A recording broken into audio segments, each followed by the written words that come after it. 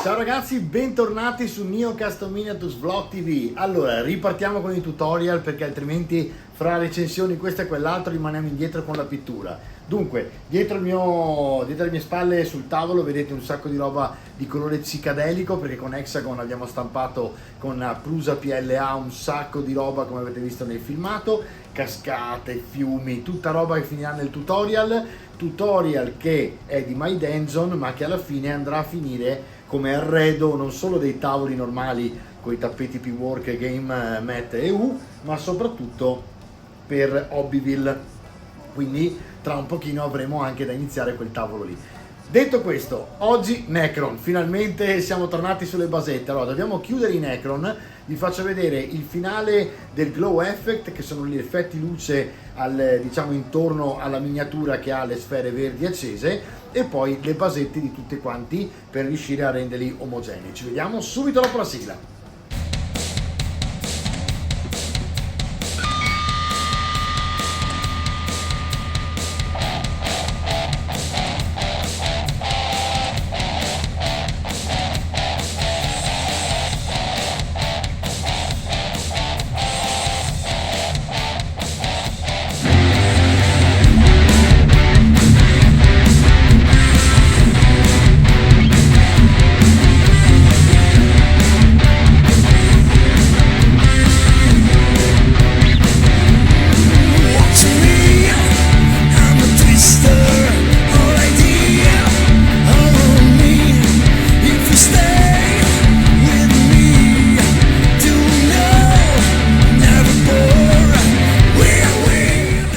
Innanzitutto i colori. Dunque, per la base abbiamo dato praticamente, per fare questo terreno morto, distrutto, lo Stirland, scusate, in Battlemire, che è in questo caso della Citadel. Potete usare insomma qualsiasi cosa sia molto scura mescolata alla sabbia, alla vinavil, volendo, per rifare la stessa cosa. Vorrei usare questi due colori che sono arrivati da poco nell'upgrade e sono il Werewolf Fur e il Hemp Rope, che hanno un bello stacco, si sta molto attenti con il dry brush e non si esagera troppo con la stesura soprattutto del secondo, dovrebbero dare una buona sfumatura. Poi ovviamente pigmenti e tutto il resto e la basetta è a posto. Quindi iniziamo subito con la prima parte, che è ovviamente il colore medio, quello marroncino medio, ok? Allora vi ricordo che i colori della Army Painter devono essere veramente mescolati tanto prima di essere utilizzati per avere una cosa di questo genere, una pasta molto densa, vedete, e ben distribuita fra appunto pigmento piuttosto che, tra l'altro guardate, ancora non lo è esattamente come vorrei io, però se continuate a mescolare la cosa viene bene. Allora vedete che qui praticamente io sto dando solo un intermedio e come immaginavo il Werewolf funziona perché ha una pigmentazione chiara ma non troppo rispetto alla basetta e mi dà proprio questa sfumatura, vedete, leggermente più chiara, che però è un'ottima fase intermedia per poi dare le luci. Potete anche andare un pochino sopra il resto, tipo il blu per esempio, che tanto poi con i pigmenti ci andrete sopra, e in questo modo ovviamente simulate la terra che tocca tutto. Scusate, ho fatto partire la miniatura. Allora riparto con un altro po' di Werewolf Fur, che sarebbe praticamente il pelo del lupo, secondo appunto la loro descrizione. Werewolf sono i lupi. C'è una discussione su questo, se sono lupi veri e propri, grandi, o se sono una razza a parte. Teoricamente dovrebbero essere una razza a parte. Allora, qui andiamo a dare di nuovo dei tocchi sulle ultime parti, che ci interessa far risaltare abbastanza, e poi ovviamente gli daremo un'altra botta sul finale. Vedete che la basetta, in questo caso, acquista proprio già tridimensionalità, però non è esageratissima, e quindi secondo me con il secondo colore, che in questo caso è il Hemp Rope, vedete che andiamo anche a mescolare, nel senso che andiamo proprio a mescolare Werewolf e Hemp Rope, che è molto chiaro. Andateci piano con questo secondo perché ovviamente è veramente chiaro, e andate solo leggermente sulle punte. e vi fa questa sfumatura qua che vedete.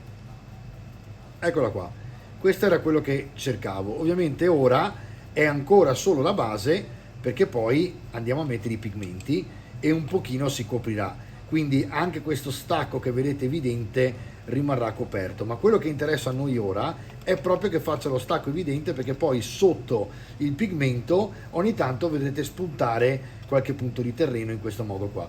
Vedete che già così per molti la basetta sarebbe praticamente accettabile anche senza pigmenti, perché ovviamente ha, diciamo che non volendo usare i pigmenti io gli darei un'altra bottarella di colore chiaro e quindi metterei qualcosa come per esempio lo skeleton bone solo proprio sulle punte e avreste già fatto praticamente la basetta. In questo caso io metterò i pigmenti, quindi coprirò molto, non vado a mettere lo skeleton perché non ha senso, tanto verrebbe coperto, quindi adesso mettiamo i pigmenti. Comunque vedete che già così non è niente male, fa il suo effetto.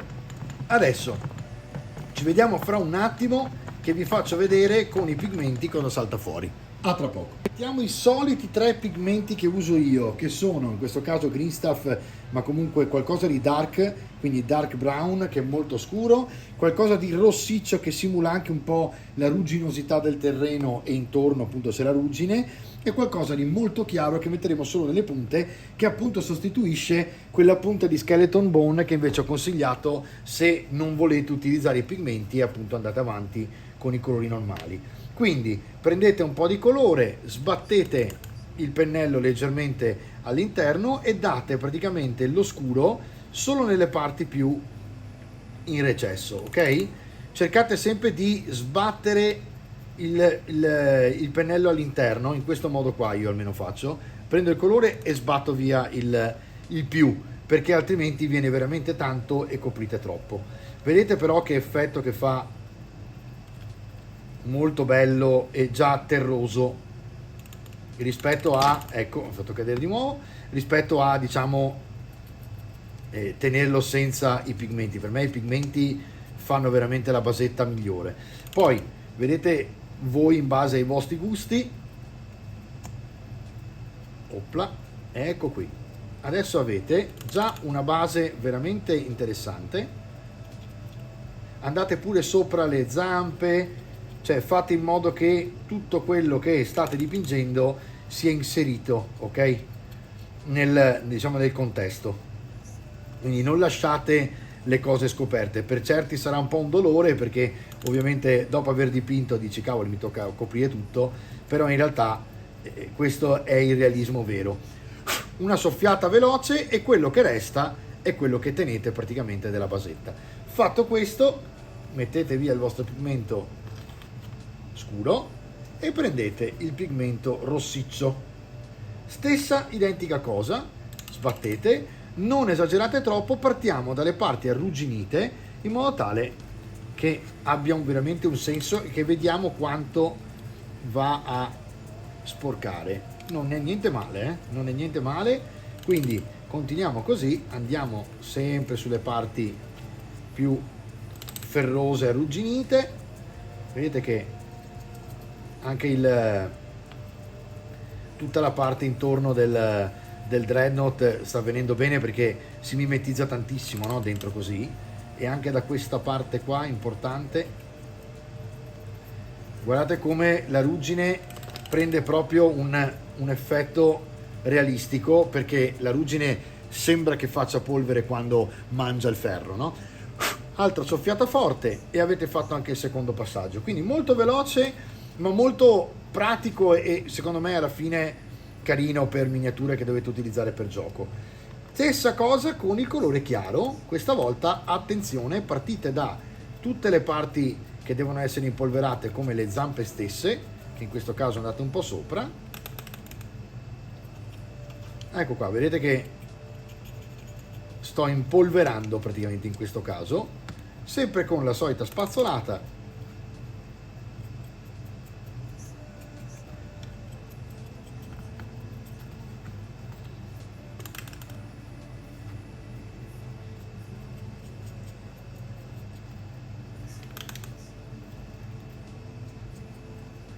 E voilà, anche il nostro Dreadnought è stato ben spolverato, anzi impolverato, e andate qui solamente nelle parti alte ovviamente, in modo che vi dia questo effetto 3D. Vedete qua e qua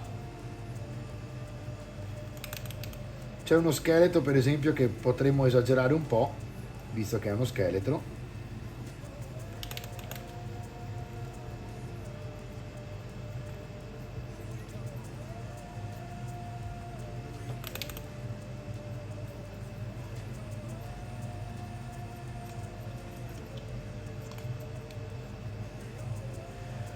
Soffiata forte ed ecco qua la nostra basetta. Niente di terrificante da fare, ma un grande effetto. Quando è tutto asciutto, oppure dopo che avete spruzzato il fixer, che potrebbe essere in questo caso lo spray, potreste effettivamente dare un ultimo tocco, diciamo, di wash solo nelle parti interne, un Agrax, in questo caso un wash molto scuro, che nel caso di Army Painter potrebbe essere un dark tone o un strong tone, e avete finito praticamente la parte della basetta, per come ve la sto facendo vedere in questo tutorial. Stessa cosa l'ha fatto ovviamente sui Necron, e poi andiamo a vedere praticamente tutta la parte invece alta. Perché? Perché ancora non abbiamo lucidato la pallina, sembra una cavolata ma cambia completamente. Quindi cosa si fa? Si prende l'effetto gloss che dovrei avere qua dell'Army Painter, eccolo qui, lo proviamo nuovo di zecca, vediamo come glossa. Credo che glossi molto bene questo, eccolo qua, è questo qua, gloss varnish.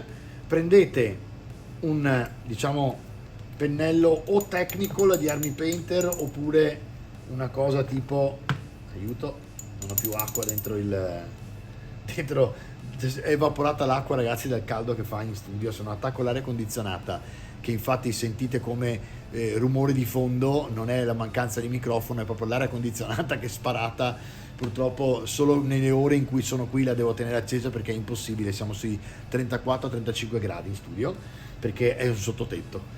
Allora, voi prendete il gloss e appunto su un pennello che dovrebbe essere, diciamo, un technical oppure un wash, e date il gloss solamente sulle sfere, in modo tale che rimangano lucidate. Ovviamente anche qui, se dovete dare lo spray fissante, ora io ve lo sto facendo vedere prima, ma andrà rifatto tutto quanto dopo, e soprattutto, anzi, rischiate di vedere una polverina bianca al posto del lucido. Quindi non glossate prima praticamente di aver dato lo spray varnish matte, perché il matte per l'appunto è uno spray che rende opaco, e se voi opacizzate sopra il lucido viene fuori tipo una polverina bianca, per niente piacevole da vedere, che vi rovina la miniatura, quindi mi raccomando, fatelo dopo. Io in questo caso non ho neanche bisogno di dare granché di matte qui sopra, perché è tutto dry brush, e quindi stavo pensando di darlo solamente sulla basetta. Allora, qui lucido, perché tutte le parti luminose le voglio lucidare. Perché lucido le parti luminose? Perché quando vado a girare con praticamente la telecamera, l'effetto luce che mi dà è più appunto evidente, e quindi quando la guardo, rispetto anche alla luce intorno alla miniatura, che rimarrà invece in un dry brush molto secco, che mi fa appunto questo effetto glow, lo chiamano glow effect, secondo me è molto carino in questo modo qua. Quindi è molto carino vedere le sfere illuminate in questo modo qua. Bene ragazzi, allora io direi che ora l'unica cosa che potremmo fare eventualmente è davvero un po' di wash sulla base, e poi mettere il matte per fissare tutto quanto. Quindi prendo per esempio uno strong tone, che è praticamente l'equivalente dell'Agrax di Army Painter, ok, e vado. Ah, ma questo no, scusatemi, no, sono io che sbaglio, forse dovrebbe essere sì un marrone, però in realtà vedo che ci dà giù pesante. Vediamo un pochino qua, è quasi grigio, ma è perché probabilmente ho mescolato poco, quindi adesso lo mescoliamo un po' di più e vediamo. probabilmente nella nuova diciamo mescola che hanno fatto Army Painter, perché hanno cambiato un po' i colori, hanno fatto questi wash che sono più gellosi, chiamiamoli così, e mi piacciono un sacco perché hanno proprio questa pastosità diversa che ho scoperto la prima volta sul nuovo set di Game Master che mi aveva mandato Army Painter, e quindi hanno questo effetto appunto un po' gel che secondo me è molto carino. Vedete che lo potete distribuire un po' come volete e sporca davvero bene, guardate. Non esagerate, anche qui sempre piccoli tocchi per vedere come viene, e dopodiché andate solo nelle parti veramente in ombra, ok? Quindi anche qui niente esagerazione. Poi anche i wash secondo me di Army Painter vanno veramente mescolati, quindi andateci giù pesante con palline, sfere, cose del genere, merita davvero, perché i colori di Army Painter, specialmente per chi è nostalgico degli anni 90, hanno quella connotazione anni 90 stupenda, vanno mescolati, tutto lì. Una volta mescolati bene sono veramente dei colori eccellenti che hanno una grande copertura, specialmente questi nuovi che hanno fatto, e quindi è anche poi appunto una bella colorazione. Guardate come cambia già con un po' di wash che va a sporcare tutto, tra le altre va anche a fissare il pigmento che un pochino vi rimane sul pennello e lo potete riutilizzare, però guardate già come si è sporcata la basetta e che effettone che fa. Quindi abbiamo usato praticamente 3 colori di base, 3 pigmenti e un wash molto sporco, molto lurido, che dà sul grigio marrone, ok? Quindi è proprio il top della sporcizia grime, e guardate che bel effetto che dà la basetta. Ragazzi, in realtà così com'è è finito, perché poi avete appunto questa parte qui che è, vediamo se riesco a farvelo vedere bene in telecamera, sì, perfetto. Allora, eccola qua, vedete che avete questo glow effect che quando giro si vede meglio perché appunto è più luminoso. Avete il riflesso sul corpo che abbiamo visto nella scorsa puntata come fare, e poi abbiamo questa basetta super inserita in un contesto distrutto e veramente marcio praticamente, che è tipico dei Necron di quando camminano. Ragazzi, io vi ringrazio, ovviamente ripetete la stessa cosa sulle basette in piccolo dei Necron e praticamente poi il gioco è fatto. Ci vediamo per un breve recap.